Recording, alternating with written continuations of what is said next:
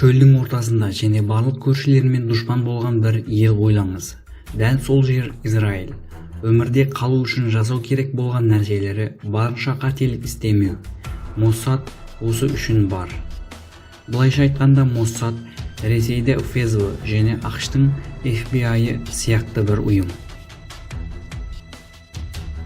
Израильдің бүкіл жер жүзіндегі яһудилерді қорғау үшін құрған құпия агенті Моссад ең қорқылатын агент ретінде білінеді. Ұйымда не жоқ, не бар, қанша ақшасы бар білінбейді және Израильдің заңдарына бағынбайды.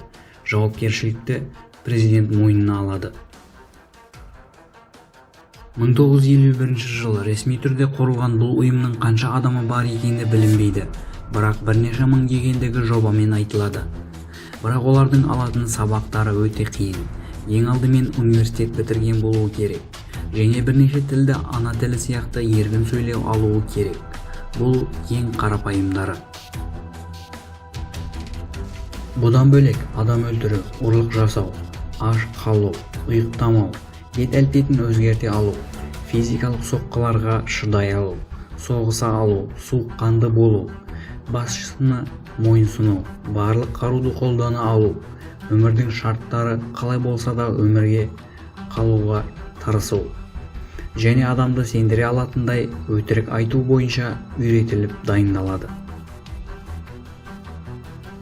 Бұл құпия ұйым жер бетінде ең көп қастандық жасаған ұйым ретінде білінеді. Мысалға 1972 жылы Германиядағы Мюнхен олимпиадаларында Қара сентябрь атты Палестиндің бір ұйымы израильдік 11 спортшыны өлтірген. Германиялық полицейлер ештеңе істей алмағандықтан Моссад Тәңірінің қаһары атты операция бастап, бұл істе саусағы бар адамдарды біртіндеп бәрін өлтірді. Бүкіл әлем Моссадтың бұл күшін көріп шок болған еді. Енді ғана құрылған бір елдің агенттігі болатын. Бірақ бұл не алғашқысы, не соңғысы еді. Енді қазіргі күнімізге жақын уақытқа келейік. 2010 жылы көптеген ирандық ядролық физикшілерді өлтіріп кетті. Біреуі үйінде өлі күйінде табылса, бірі көшенің ортасында бомбамен шабуылға тап болатын. Бүкіл адамдар Иран тарапынан жақсы қорғауға алынса да, Моссад оларды жойды. Иран бұны Моссад жасағанын айтса да ешбір дәлел таба алмады. Өткен жылы Қасым Сүлеймани ақш тарапынан өлтірілді. Бұл суретте Қасым Сүлейманидің артындағы адамға қараңыз. Бұл адамның Моссадтың адамы екені анықталды. Олардың тобы бірнеше бөліктерге бөлінеді, ал Кидон деп аталатындары профессионалды түрде қастандық жасаушылар. Олар фильмдерде көрген адам өлтірушілерден де бетер. Кидон туралы барлық нәрсе құпия. 2004 жылы америкалықтар Сириядан біртүрлі сигналдар ала бастайды. Шөлдің ортасындағы Эль-Кибар атты кіші әскери топпен солтүстік Корея арасында тез-тез телефон қоңырауы болып жатқанын байқайды және оны Моссадқа айтады. Моссад ізіні табу үшін бір ғалымды зерттеу үшін Лондонға барды.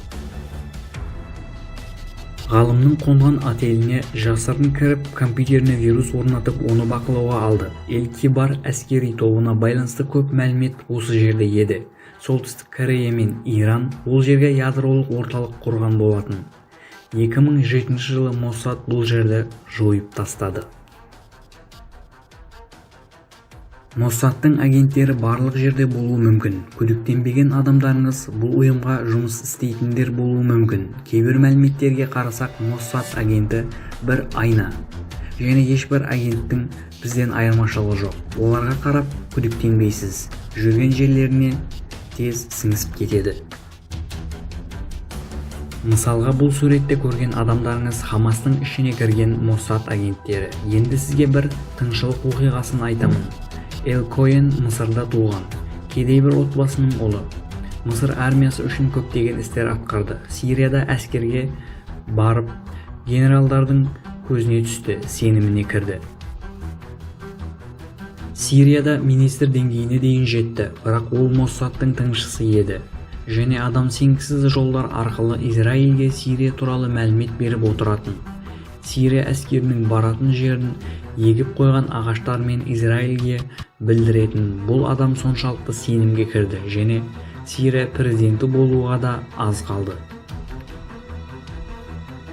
Бірақ Израильге жіберген мәліметтері Ресейдің агенттігінің фреквенцияларына түсіп қалады. Тыңшы екенін байқап қойды және оны асып өлтірді. Оның берген мәліметтері арқасында Израиль әскері Сирия әскерін жойды. Оның сүйегі әлі де Сирияда және ол адамның сүйегін алу үшін Сирия және Израиль арасында тез-тез дипломатиялық келіспеушілік болып тұрады. Енді келесі адамның оқиғасын естіңіз. Есімі Асхаф Марва. Мысырдың ескі президенті Жемал Абдул-Насырдың қызына үйленген. Моссадтың өзіне деген қатты қызығушылығын білдіргеннен кейін өзін жоғалтып алады және Израильге Мысыр туралы көптеген мәлімет береді. Оның код есімі Періште. Ол жылдар бойы тыңшылық жасады және соғыс кезінде Израиль тезде жеңіске жетті. Асхаф Марва 2007 жылы Лондондағы үйінің 5-ші қабатынан құлап өледі. Оның өлтірілгені анық, бірақ кім жасағанын ешкім білмейді. Оның өлмей тұрып киген аяқ киімі және көптеген документтері жоғалғандықтан өлімі туралы ешбір нәтиже шықпады.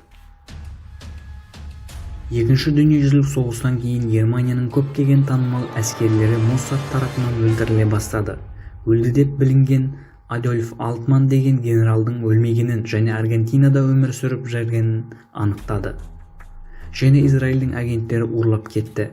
Израильге алып келіп жауапқа тартылды және 1961 жылы өлтірілді. Қалған көптеген Гитлердің адамдары күтілмеген жерлерде өлтірілді. Тіпті кейбіреулері өлмеу үшін Моссадтың тыңшысы ретінде жұмыс істеуге мәжбүр болды. Моссадтың ерекшеліктерінің бірі кек алуды есінен шығармауы. Егер әлемнің бір жерінде бір яһудиге қарсы бірдеңе болатын болса, ол іске араласқан барлық адам есеп береді. 20 жылдан кейін де Моссад тарапынан өлтірілген адамдар бар. 2016 жылы Мухаммед Хавахли Тунисте өлтірілді.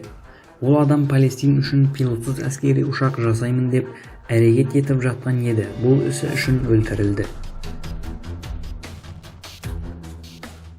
Судан және Эфиопия арасында өмір сүріп жатқан кедей яһудилерді Израильге алып кету үшін жасырын операция басталған болатын. Операция үшін түрлерін өзгерткен Моссад агенттері бір-бірімен неке құрған адамдар сияқты көрсетілді. Қызыл теңіздің жағалауында отель құрып, сүңгу операциясын бастады. Бұл қонақ үйдің не үшін ашылғанын айтпаса да түсінікті. Бұл қонақ үйге әлемнің барлық жерінен туристер келетін еді. Бұл ұйымның неге осылай қатыгез екеніне келетін болсақ, Екінші дүниежүзілік соғыс кезінде бұл ұйымның құрушылары яһудилерді қалай өлтіргеніне куә болған. Келесі бейнеде көріскенше.